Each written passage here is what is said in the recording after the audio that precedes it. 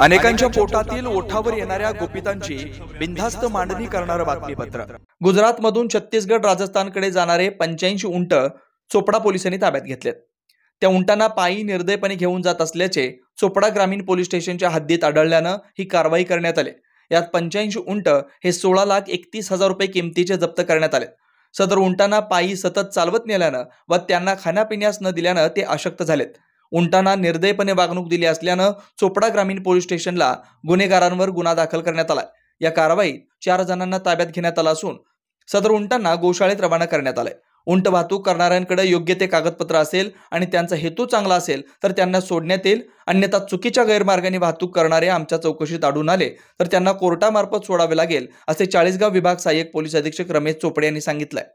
ग्रामीण पोलीस स्टेशनच्या अधिकारी मॅडम आहेत, प्रभारी अधिकारी, त्यांनी राजस्थानमधून आपल्या राज्यामध्ये आणि विशेषतः चोपडा ग्रामीणच्या हद्दीमध्ये काही उंट जात होते अशी त्यांना माहिती मिळाली।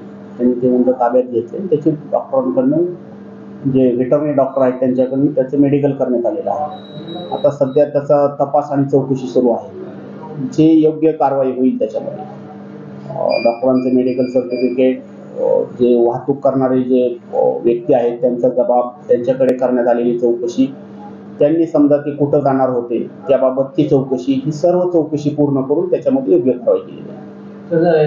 मालक जे त्यांचे असतील तर त्यांना कोर्टामार्फत सोडलं जाईल, आपल्या मार्फत सोडलं जाईल, त्यांनी त्याला योग्य ते कागदपत्र सादर केले। त्याच्यामध्ये 2 पद्धतीने कारवाई करता येते।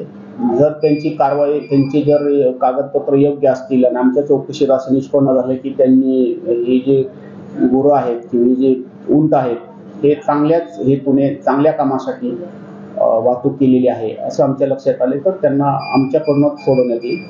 परंतु त्यांनी जर चुकीच्या गैरमार्गाने किंवा गैरकृत्यासाठी त्या उंटाची वाहतूक केलेली आहे असं आमच्या निदर्शनास आलं, चौकशीमध्ये असं काही निष्पन्न आलं तर त्यांना कोर्टामार्फत जामीन घ्यावा लागेल। बेधडक, निर्भीड, बिनधास्त मांडणी करणारा खबऱ्या लाईव्ह।